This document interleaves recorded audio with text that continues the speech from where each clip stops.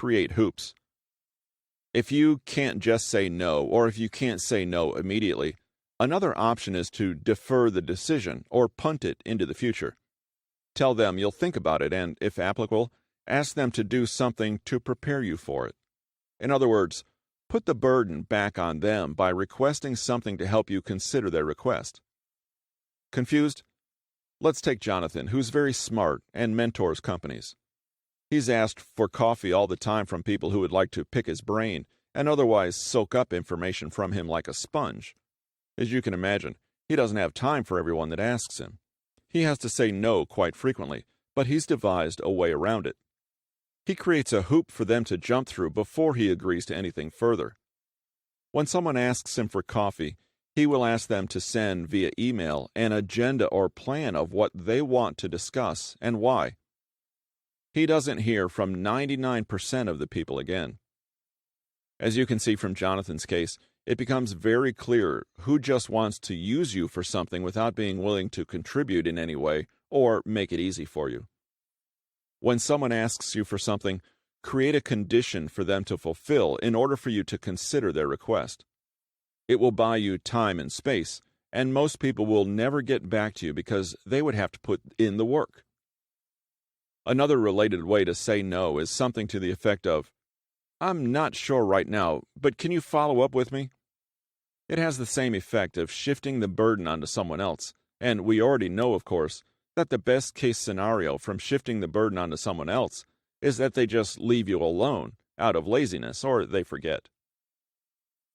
You can also use the variety of, "I can't right now, but maybe when my circumstances change." Bait and switch. Another option, if you're having a tough time saying no, will be to offer a bait and switch yes. "I can't do that, but I can do this." "I can't spend all day helping you move to another apartment, but I can give you 2 hours." "I can't go out with you this weekend, but I promise that I'll make some time to do that within the next month." "I can't serve on the board, but I'll be willing to consult on an ad hoc basis whenever I have time." What you're doing here is saying no to the request and offering a smaller consolation prize that may or may not be refused. It may be a legitimate alternative of something you are willing to do, but it doesn't have to be. With this phrasing, you're telling people the maximum that you're willing to consent to. They may not see it that way initially, but that is the boundary you've set with your counteroffer. There's no reason you should negotiate. Your no is disguised because you appear to be still open and willing, at least on the surface. If you offer something relatively small, people will likely refuse and tell you not to bother with it. Even better is if you don't provide specific detail and leave it as open-ended as possible. In most cases, the bait and switch will result in freedom from an ask or obligation.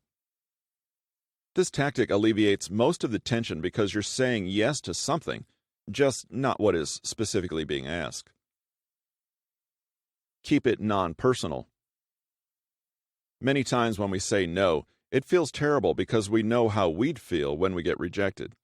We might take it personally and ruminate on how much someone doesn't care about us, or perhaps how the symbolic value is lacking. Therefore, it's important to keep your no as non-personal as possible and as focused on the specific situation at hand as possible. In essence, you are rejecting the person because of the situation and circumstances, not because of the person themselves. Some people have difficulty separating the two, but the former is much, much easier to both speak and hear. For instance, you're invited to a friend's party only to learn that your ex, with whom you had a particularly nasty split, will be there. Your friend is giving you grief about passing it up, but in reality, it's not about your friend. It's about the situation and being in an enclosed area with someone who makes you nauseous. In this case, you would emphasize that you aren't saying no to spending time with your friend, which is what they might perceive, but instead saying no to being in your ex's presence. A little bit of regret always helps.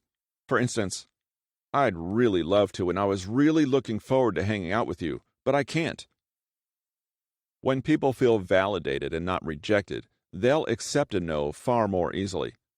Just be sure to focus on the specific circumstances and how they won't work for you. Reflect and acknowledge. This is where you take care to appear empathetic to what people are asking. I hear that you want me to help with that report because you're really busy and don't want to bother others, but no, I simply can't do it. Sometimes, much of the negative reaction in saying no stems from a perceived lack of listening or caring. In other words, people become offended because they feel that a no means you didn't hear them. This is usually not true, but you can attempt to stem some of this tide by ensuring that you acknowledge what they say before you say no. Reflect their feelings and what they want from you. It's a bit like how if you repeat the last 3 words of someone's sentence, it makes them understand that you heard them, even though it's just a formulaic response. Sometimes, though not always, people are asking due to a perceived need. If they feel that their need isn't heard, they start to feel injustice and even righteousness. Address this first by appearing to be on their team, emotionally at least, and you may have more success with saying no. Pass the buck.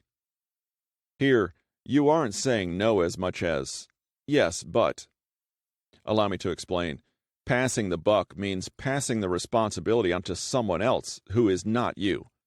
It's when you suggest that someone else would be a much better, more qualified fit than you, and thus you should bow out. You wouldn't do the requester justice, but you can still help them solve their problem by finding someone who will. The requester won't necessarily hear a no, which is the most important part. For instance, if you're asking someone to drive you to the airport, you might say, "No, I'm a terrible driver and driving on the highways makes me feel anxious, but Ted is a great driver and might be free that day." You've successfully passed the buck to Ted by making yourself pale in comparison to how Ted might solve the issue. It can even appear to be as if you're doing them a favor and brokering a valuable introduction. People ask you for things because they want to solve a problem they have. If you make yourself seem like a terrible solution, but at the same time can point them in the direction of a real solution, you've avoided a duty and they've still gotten what they wanted. Here are a few additional particular turns of phrase to use in your quest to refuse people to their face. Become a last resort. I can't right now, but let me know if you can't find anyone else, and it's possible that I might have capacity or time. The obvious hope is that they never come back to you, or when they do, that you still don't have capacity or time. It's not up to you. I promised my significant other that I wouldn't do that anymore. I need more balance in my life, or I will be in a world of hurt, if you know what I mean. Sorry, it's not up to me. This is where you blame someone else in your life to say no and alleviate responsibility off yourself. A bit avoidant, but still effective. Just make sure your scapegoat knows. I can only do this. Well, I can't do X, but I can do Y. X is what is being asked of you, and Y is a tiny fraction of X. The hope is that they'll have no use for Y, so they just leave you alone. This shows your supposed willingness and goodwill, but also sets your boundaries. Punt. Let me think about it and I'll get back to you. Of course, you never get back to them. This is both my favorite and least favorite method of saying no. On one hand, it tells people that you are somewhat willing and are interested in helping out. On the other hand, most people will recognize this statement for what it is, that you probably will never get back to them. It's not the most effective means of saying no, but it can be used if someone persists and doesn't take no for an answer.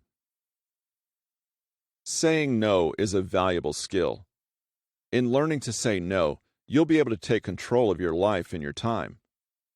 In learning to say no, you'll empower yourself to avoid the things you don't want to do. In learning to say no properly, you'll be able to avoid tension, confrontation, and ruffled feathers. A life devoid of no is one that is not your own. It is one that is lived for other people. Like any skill, the ability to say no is often an acquired talent.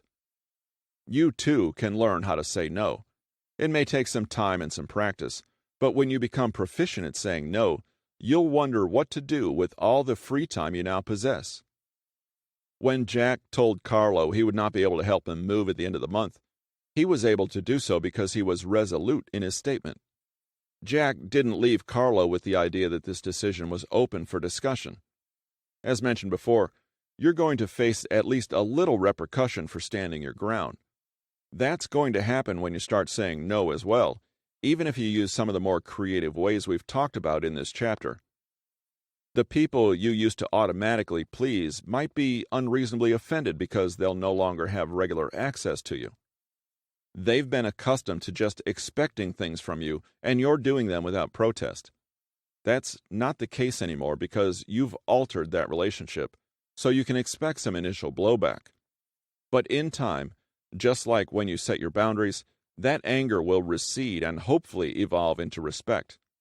You'll be seen as someone who is responsible, organized, and deliberate, not just an overwilling people pleaser.